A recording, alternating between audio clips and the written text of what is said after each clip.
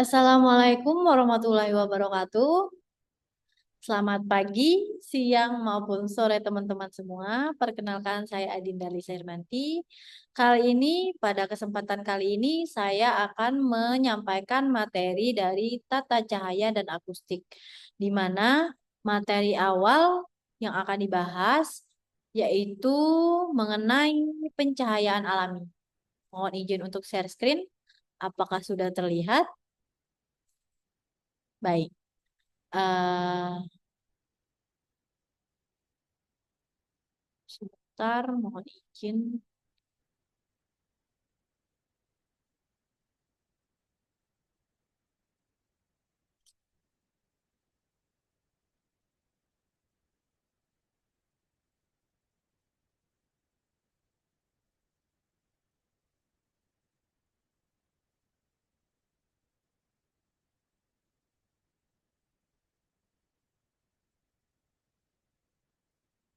Oke, untuk materi pada hari ini yaitu pencahayaan alami, di mana pencahayaan alami ini sangat akan berguna bagi kita sebagai desainer untuk memenuhi kebutuhan keruangan atau interior desain yang telah kita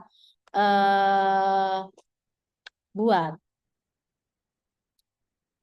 Untuk pengertian, pencahayaan alami adalah sumber dari pencahayaan yang berasal dari sinar matahari, di mana sinar matahari mempunyai banyak keuntungan, selain juga menghemat listrik dan juga dapat membunuh kuman.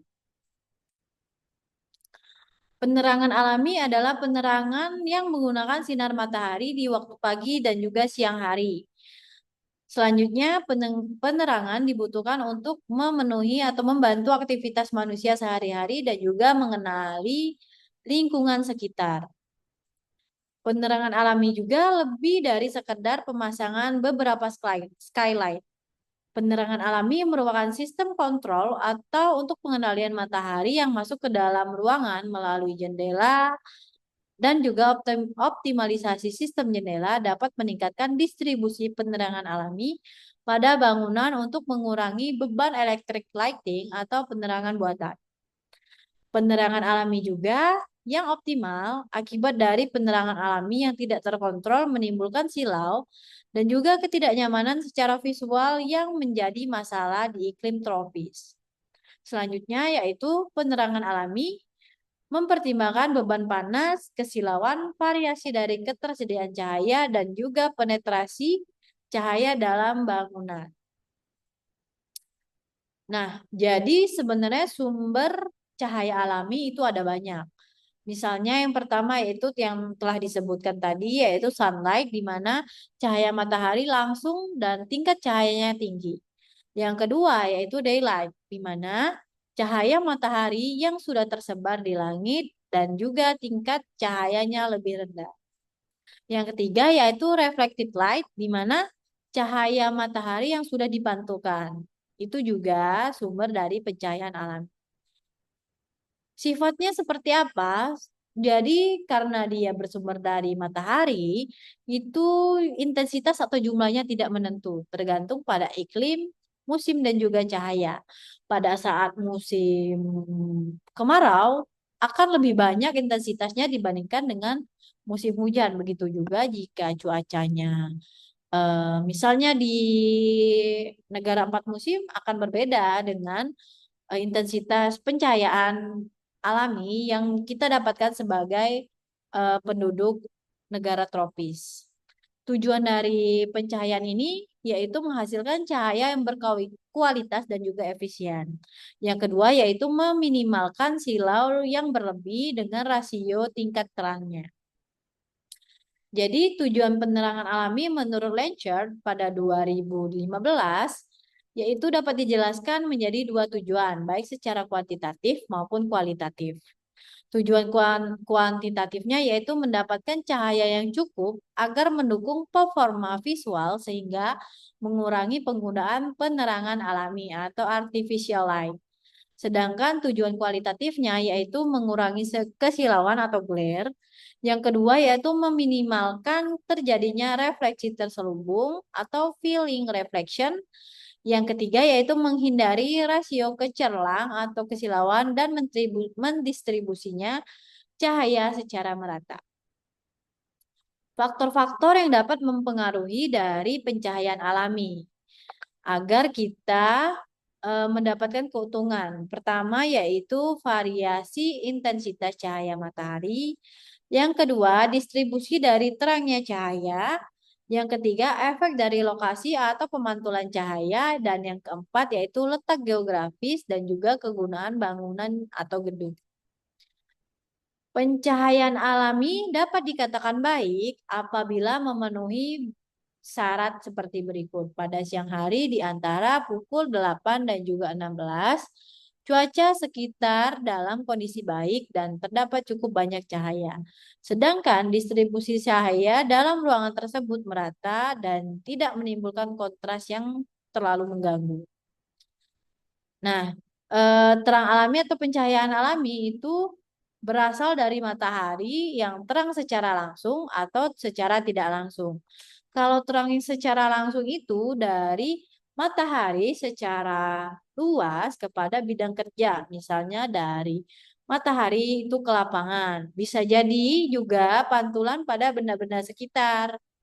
Atau yang ketiga yaitu pantulan dari halaman yang untuk kedua kalinya dipantulkan oleh langit-langit maupun dinding ke arah bidang kerja. Yang keempat yaitu cahaya yang jatuh di lantai dan juga dipantulkan oleh langit-langit. Kalau terangnya secara tidak langsung, yaitu seperti apa? Dengan pantulan cahaya matahari oleh awan-awan beserta benda-benda yang ada di sekitar kita. Coba dapat dilihat pada gambar berikut, di mana sumber matahari dari berbagai arah yang dipantulkan ke dinding, yang langsung masuk ke objek, pada ruang melalui jendela, atau yang dipantulkan dari halaman ke objek plafon dan juga dipantulkan lagi ke dinding, dipantulkan lagi baru ke objek atau furniture. Itu merupakan pencahayaan secara tidak langsung. Keuntungannya apa jika kita menggunakan pencahayaan alami, yaitu jelas menghemat uang dan juga menghemat energi yang dipakai dari sumber listrik. Yang ketiga yaitu membuat suasana positif dan juga efek yang menyenangkan bagi psikis manusia. Keuntungan lainnya yaitu dapat meningkatkan semangat kerja, dapat juga sebagai penanda waktu. Yang terakhir yaitu manfaat bagi tubuh yaitu dengan mendukung pertumbuhan dan juga perkembangan seseorang. Kerugiannya apa? Yaitu jadi karena dia mataharinya langsung, pencahayaannya dari matahari langsung, intensitasnya kadang tidak tetap sesuai dengan cuaca yang telah saya sebutkan tadi.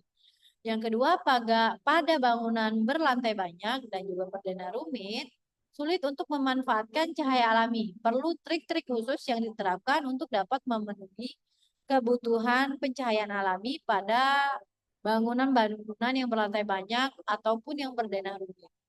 Yang ketiga, pada malam hari pencahayaan alami itu tidak tersedia karena mataharinya telah berubah posisi dengan bulan ataupun bintang. Yang keempat yaitu sering membawa panas serta masuk ke dalam ruangan karena kita tidak dapat menyaring ya secara langsung, maka kita perlu filter yaitu untuk menahan panas yang masuk ke dalam ruangan. Yang kelima yaitu dapat memudarkan warna baik itu furniture, tembok, dinding, plafon dan lain sebagainya. Strategi yang dapat digunakan untuk penggunaan pencahayaan alami secara langsung, yaitu berdasarkan shade atau naungan bukaan pada bangunan untuk mencegah silau dan panas yang berlebihan ketika kena matahari langsung atau terkena cahaya secara langsung. Yang kedua yaitu dengan cara pengalihan atau redirect, dengan cara mengalihkan atau mengarahkan cahaya matahari ke tempat-tempat yang diperlukan saja. Pembagian cahayanya cukup dan sesuai dengan kebutuhan adalah inti dari pencahayaan yang baik. Yang ketiga yaitu pengendalian atau kontrol, di mana dikendalikan jumlah cahaya yang masuk ke dalam ruang sesuai dengan kebutuhan dan pada waktu yang diinginkan. Jangan terlalu banyak dan juga jangan terlalu sedikit. Serta eh, jika kita menggunakan pencahayaan terlalu banyak, terkecuali jika kondisi visual yang tidaklah penting atau ruangan tersebut memiliki kebutuhan kelebihan suhu dan juga cahaya, misalnya pada rumah kaca. Yang keempat yaitu dengan cara efisiensi. Penggunaan efisiensi yaitu dengan denah yang membentuk ruang dalam sedemikian rupa sehingga terintegrasi dengan pencahayaan dan juga menggunakan material yang dapat disalurkan dengan lebih baik dan juga dapat mengurangi cahaya masuk yang diperlukan. Yang kelima yaitu integrasi, di mana integrasikan bentuk pencahayaan dengan arsitektur bangunan tersebut. Karena jika bukan dengan masuknya cahaya matahari tidak mengisi sebuah peranan dalam arsitektur bangunan, maka bangunan tersebut cenderung akan ditutupi oleh tirai ataupun penutup lainnya sehingga akan kehilangan fungsi dari pencahayaan alami tersebut. Perabot-perabot apa saja yang dapat mendukung atau menjadi pendukung dari pencahayaan alami? Yaitu pertama jendela, di mana penggunaan jendela itu paling umum untuk memasukkan cahaya di siang hari ke dalam sebuah ruangan. Ada 3 cara yang digunakan untuk meningkatkan jumlah cahaya alami yang tersedia di jendela. Pertama yaitu menempatkan jendela dekat dengan dinding yang warnanya lebih terang. Yang kedua, memiringkan sisi bukaan dinding sehingga pembukaan lebih besar daripada pembukaan luar. Yang ketiga yaitu menggunakan kusen jendela yang besar dan berwarna terang untuk memproyeksikan cahaya ke dalam ruangan. Yang ketiga yaitu penggunaan pada skylight, di mana skylight adalah bukaan yang dipasang pada atap untuk memasukkan cahaya matahari serta menghubungkan ruangan dengan lingkungan luar, termasuk memasukkan udara juga dari luar ke dalam. Bentuk skylight itu banyak, biasanya terdiri dari kaca miring atau jendela yang diletakkan di atap. Berbentuk kisi-kisi shading pada atap dan tersebut biasa juga disebut dengan skylight. Seperti contoh yang telah saya tampilkan, ada beberapa contoh skylight. Ini ada cahaya masuk dari skylight di ruang loteng, yang lain di ruang kamar, juga dapat dimanfaatkan di area-area lainnya. Selanjutnya yaitu louver, di mana bentuknya seperti ini, berbentuk mirip sirip yang diatur dengan jarak tertentu untuk menghalangi cahaya yang masuk. Yang kedua yaitu memantulkan cahaya matahari ke dalam ruang sehingga hanya cahaya matahari yang dapat masuk ke ruangan. Nah, ini berbagai bentuk atau jenis-jenis louver yaitu horizontal dan juga vertikal. Biasanya ini digunakan di gedung-gedung pencakar langit modern di mana untuk menghalang matahari atau pencahayaan alami yang jumlah intensitasnya lebih banyak masuk sehingga dapat mengatur jumlah atau menyesuaikan kebutuhan tergantung dari desain dari louver itu sendiri. Selanjutnya perabot hemat energi. Misalnya nih, dengan bangunan berbentuk atap gergaji seperti di contoh, itu bisa juga dimanfaatkan untuk pencahayaan di mana penerapannya pada bagian yang miring ini dibuat menggunakan kaca transparan. Jadi cahaya yang masuk akan dapat lebih banyak. Yang kedua yaitu menggunakan heliostat, di mana ini akan dapat menangkap cahaya atau memantulkan cahaya. Yang ketiga yaitu solarium, smart glasses, dan contoh lainnya yaitu di light pipe. Contoh penerapan cahaya matahari. Nah, di sini apakah ada yang ingin berpendapat? Ini merupakan sebuah pembayangan di mana cahaya matahari yang masuk itu tidak langsung masuk ke ruangan tapi dihalang atau dibayangi atau dibuat bayangan dari atap seperti ini.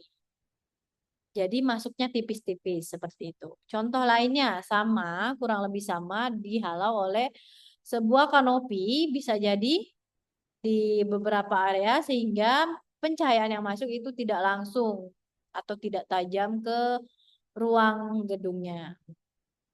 Sama yang ini, jadi atapnya dibuat lebih lebar dari bangunan sehingga selain untuk menghalau jumlah pencahayaan matahari juga dapat melindungi bangunan dari tampias atau hujan dengan angin yang besar. Ini juga sama bentuk, hanya saja bentuk yang berbeda. Ini juga, nah ini dapat di pada Aqua Tower. Ini penggunanya apa? Sama seperti tadi lower, yaitu sirip berbentuk sirip yang digunakan untuk melindungi gedung-gedung pencakar langit yang modern dari jumlah intensitas pencahayaan alami yang besar. Ini juga lower, ini sama. Nah, ini jenis lovernya ini bisa dilepas pasang sehingga dapat disesuaikan dengan kebutuhan. Oh, seandainya cuacanya lagi gelap nih, saya buka saja bisa, tapi juga dapat dipasang ulang jika pada saat suasana terang benderang seperti itu. Ini juga sama. Ini, ini solar shading yang digunakan biasanya pada gedung-gedung pencakar langit modern. Nih, jadi power shading-nya bisa diarahkan sesuai kebutuhan biasanya. Seperti itu. Ini sama. Nah, jadi nih fungsi dari penghalau ini seperti ini. Jadi cahaya masuk itu tidak langsung pada saat jam-jam tertentu di saat semua intensitas matahari terkumpul dengan kapasitas yang lebih besar itu akan dapat terhalangi atau dapat dibiaskan seperti itu. Ini penggunaan Solavin. Ini material dengan metal fitter berbentuk apa ini? Sayap ya atau ini juga sama. Jadi fungsi dari ini selain menambah estetik bangunan juga sebagai penghalau cahaya matahari secara langsung sehingga intensitas cahaya yang masuk itu tidak seluruhnya menusuk nih. Jadi interiornya seperti ini, bangunan yang tadi interiornya seperti ini. Jadi matahari atau pencahayaan alami masuk namun tidak berlebihan. Jadi sesuai dengan kebutuhan, tidak menyilaukan, tidak memberikan panas bagi pengguna gedung atau ruangan interior yang ada. Ini adalah berbagai macam bentuk dari jendela yang bisa kalian gunakan dan bukaan-bukaannya. Ini jendela, fungsi utamanya yaitu untuk memasukkan pencahayaan, tapi ditambah dengan skylight. Gunanya untuk apa? Jadi pada siang hari, kebutuhan cahayanya sangat memenuhi dengan tambahan pencahayaan alam yang masuk dari skylight ini. Nih. Jadi terbayangkan ya, dari beberapa contoh gambar yang telah saya sebutkan tadi, dapat mengontrol atau mengendalikan cahaya yang berlebihan, khususnya di musim-musim atau cuaca tertentu di area tertentu, misalnya di tropis, itu dapat dimanfaatkan namun juga tidak berbahaya atau berlebihan. Seperti itu. Contoh pada penggunaan tekstur dan juga material bisa ini solar screen di mana dapat dimanfaatkan pada saat kita membutuhkan cahaya lebih ya udah tinggal dibuka aja. Sistemnya sama kayak gorden. Kalau dirasa pencahayaan alaminya berlebihan ya udah tinggal ditutup sebagian ataupun full kayak gitu. Baik, itu saja materi pada hari ini, pada kesempatan ini mengenai pencahayaan alami. Semoga dapat diserap oleh teman-teman semua dan dapat dimanfaatkan untuk diterapkan di tugas, perancangan kalian, maupun di kehidupan sehari-hari. Terima kasih atas perhatiannya. Saya akhiri. Wassalamualaikum warahmatullahi wabarakatuh. Terima kasih semua.